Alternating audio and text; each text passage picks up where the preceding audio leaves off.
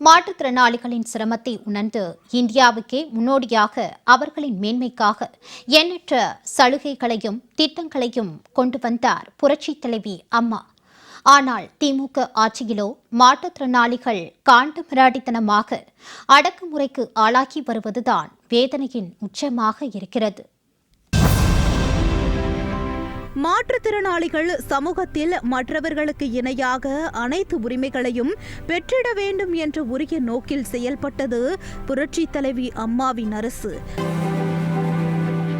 மாற்றுத்திறனாளிகள் பொருளாதார ரீதியில் யாரையும் சார்ந்திருக்காமல் தற்சார்பு நிலையை அடைய வேண்டும் என்பதற்காக நாட்டிலேயே வேறு எந்த மாநிலத்திலும் இல்லாத வகையில் மாற்றுத்திறனாளிகளுக்கு அரசு வேலைவாய்ப்பில் 3% இடஒதுக்கீட்டை முழு முனைப்புடன் செயல்படுத்திய ஒரே அரசு புரட்சித் தலைவி அம்மாவின் அரசு மட்டுமே.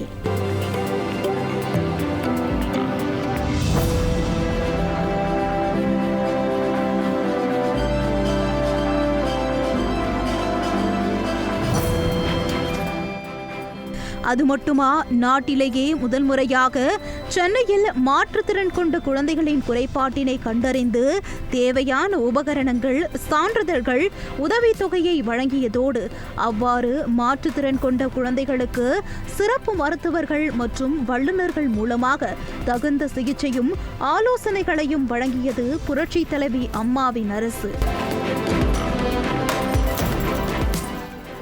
மாற்றுத்திறனாளிகளுக்கான மாதாந்திர உணவு மானியத்தை 900 ரூபாயாக உயர்த்தி வழங்கியது. சூரிய மின் சக்தியுடன் கூடிய பசுமை வீடுகள் வழங்கும் திட்டத்தில் மாற்றுத்திறனாளிகளுக்கு முன்னுரிமை அளிக்கப்பட்டு 3% வீடுகள் ஒதுக்கப்பட்டது. வெளியூர் பேருந்துகளில் மாற்றுத்திறனாளிகளுக்கு 75% வரை பேருந்து பயண சலுகை வழங்கியது. குடும்பத்தில் ஒருவர் மாற்றுத்திறனாளியாக இருந்தால் அக்குடும்பத்தில் உள்ள அனைவருக்கும் முதலமைச்சரின் விரிவான மருத்துவ காப்பீடு திட்டத்தின் கீழ் பயன் போன்ற பல்வேறு நலத்திட்டங்களை மாற்றுத்திறனாளிகளின் நல்வாழ்விற்காக செய்து கொடுத்தது புரட்சித் தலைவி அம்மாவின் அரசு.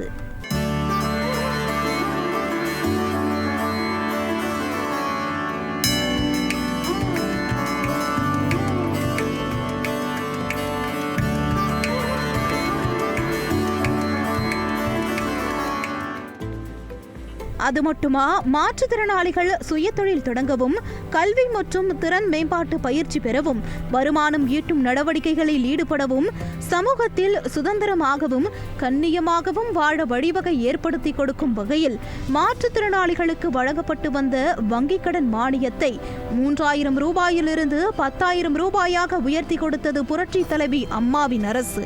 வேலை உறுதியளிப்பு திட்டத்தின் கீழ் மாற்றுத்திறனாளிகள் 4 மணி நேரம் வேலை செய்தாலே முழு ஊதியம் வழங்கப்படுவது, பார்வையற்றோருக்காக வாசிப்பவர்களுக்கு 2 மடங்காகவும், தேர்வு எழுத உதவி செய்பவர்களுக்கு 250 ரூபாயாகவும் உதவித்தொகையை உயர்த்தி வழங்கியது என எண்ணற்ற திட்டங்களை செயல்படுத்தியது புரட்சித் தலைவி அம்மாவின் அரசு.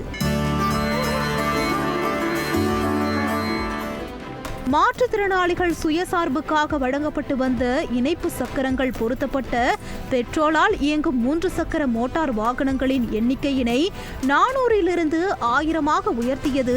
பார்வையற்ற பட்டதாரி ஆசிரியர் பயிற்சி முடித்தவர்களுக்கு எளிதில் பணி நியமனம் கிடைத்திட தனியாக ஒரு சிறப்பு ஆசிரியர் தகுதி தேர்வு நடத்தியது என அவர்களின் உணர்வுகளையும் உடல் இயலாமையின் தன்மையையும் ஆழ்ந்து உணர்ந்து அதற்கேற்றவாறு எண்ணற்ற தனித்தன்மையான திட்டங்களை கொண்டு வந்த ஒரே அரசு என்றால் அது புரட்சித் தலைவி அம்மாவின் அரசு மட்டுமே.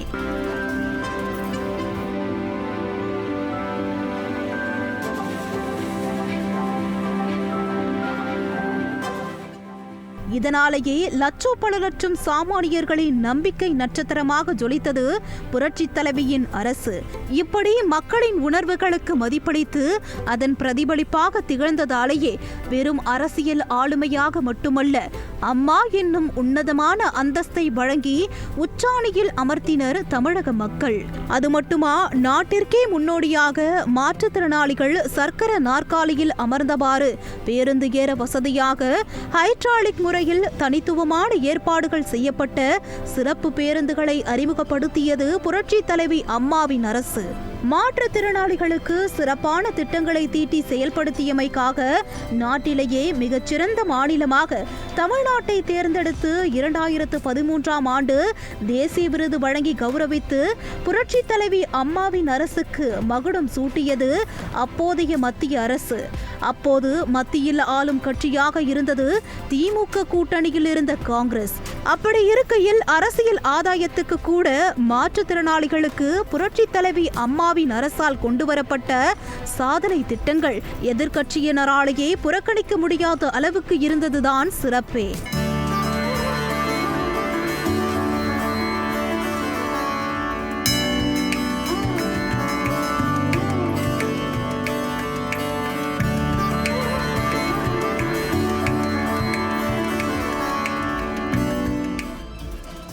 ஆனால் கடந்த 4.5 ஆண்டு திமுக ஆட்சியிலோ சென்னை காமராஜர் சாலையில் உள்ள மாற்றுத்திறனாளிகள் நலத்துறை தலைமை அலுவலகத்தில் மாற்றுத்திறனாளிகள் போராட்டத்தில் ஈடுபடாத நாளே இல்லை என்றும் சொல்லும் அளவுக்கு தான் அவர்களின் நிலைமை உள்ளது.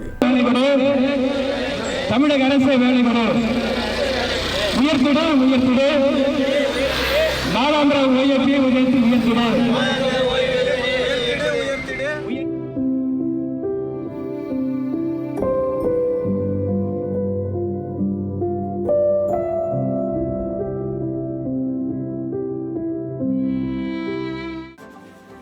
மாதாந்திர பராமரிப்பு உதவித்தொகையை 5000 ரூபாயாக உயர்த்தி வழங்க வேண்டும், இலவச பேருந்து பயண அட்டை வழங்க வேண்டும், 100 நாள் வேலை வழங்க வேண்டும் உள்ளிட்ட கோரிக்கைகளை வலியுறுத்தி பார்வை மாற்றுத்திறனாளிகளும் உயரம் குறைந்த மாற்றுத்திறனாளிகளும் திமுக ஆட்சிக்கு வந்த நாள் முதலே பல கட்ட போராட்டங்களை முன்னெடுத்து வருவது ஊரறிந்த ஒன்று. ஆனால் தங்களின் வாழ்வாதார அடிப்படைகளை முன்வைத்து மாற்றுத்திறனாளிகள் போராட்டத்தில் ஈடுபடும் போதெல்லாம் ஏவல் துறையான காவல்துறையை அவர்கள் மீது ஏவி அடக்குமுறையை கட்டவிழ்த்து விடுவதை விளம்பர திமுக அரசு வாடிக்கையாகவே செய்து வருகிறது.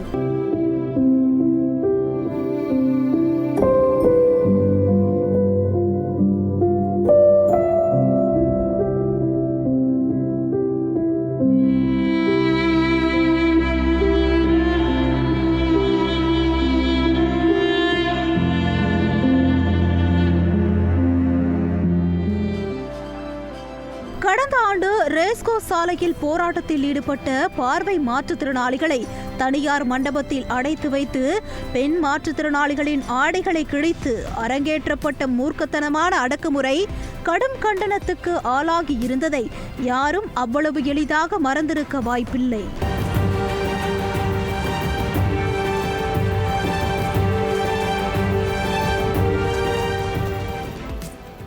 மாற்றுத்திறனாளிகளுக்கு ஸ்மார்ட் கார்டு வழங்கப்படும், மாற்றுத்திறனாளிகளுக்கு கட்டணமில்லா பயண சலுகை வழங்கப்படும், மாற்றுத்திறனாளி மாணாக்கருக்கு 3 சக்கர மோட்டார் வாகனம் வழங்கப்படும் என்றெல்லாம் வாக்குறுதிகளை அள்ளி வீசியே அவர்களின் வாக்குகளில் சவாரி செய்து ஆட்சி கட்டிலில் அமர்ந்தது திமுக. அப்படி இருக்கையில் அவர்களின் முன்னேற்றத்திற்காக புதிதாக எந்த ஒரு திட்டத்தையும் செயல்படுத்தாவிட்டாலும் கொடுத்த தேர்தல் வாக்குறுதிகளை கூட நிறைவேற்றாமல் மாற்றுத்திறனாளிகளின் வாழ்க்கையையே போராட்டக்களமாக மாற்றிவிட்டிருக்கிறது மக்கள் விரோத திமுக அரசு. இப்படி வெயில் மழை பாராது தங்களது உரிமைக்காகவும் அடிப்படை வாழ்வாதாரத்திற்காகவும் மாற்றுத்திறனாளிகள் போராடி வருவது குறித்து சமூக வலைதளங்கள் மூலம் தெரிந்து கொண்டேன் என அத்துறையை நிர்வகிக்கும் திமுக அமைச்சர் கீதா ஜீவன் கூறியது எந்த அளவுக்கு மாற்றுத்திறனாளிகள் மீது இந்த விளம்பர அரசு அக்கறை கொண்டுள்ளது என்பதற்கு சிறந்த சாட்சி என்றே சொல்ல வேண்டும். சமீபத்தில் பொதுக்கூட்டத்தில் பேசிய திமுகவின் மூத்த அமைச்சரும் பொதுச் செயலாளருமான துரைமுருகன் எதிர்க்கட்சிகளை கிண்டலடிப்பதாக நினைத்து மாற்றுத்திறனாளிகளை தாக்கி பேசியது பெரும் சர்ச்சையை ஏற்படுத்தியது.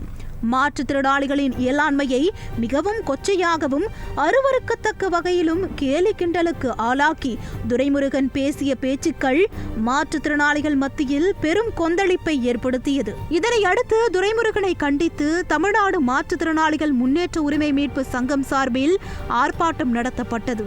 தனது பேச்சு விபரீதமானதை உணர்ந்து எங்கே மாற்றுத்திறனாளிகளின் வாக்குகளை குறிவைத்து பின்னங்கால் பிடரையில் பட ஓடோடி வந்து துரைமுருகன் மன்னிப்பு கேட்டது தனி கதை. மாற்றுத்திறனாளிகளின் மேன்மைக்காக தேசிய விருது வாங்கும் அளவுக்கு புரட்சி தலைவி அம்மாவின் ஆட்சி நடந்த இதே தமிழ்நாட்டில் தற்போது மாற்றுத்திறனாளிகளுக்காக தடியடி ஆட்சி நடத்தி கொண்டிருக்கிறது விளம்பர திமுக அரசு என்பதுதான் கொடுமை.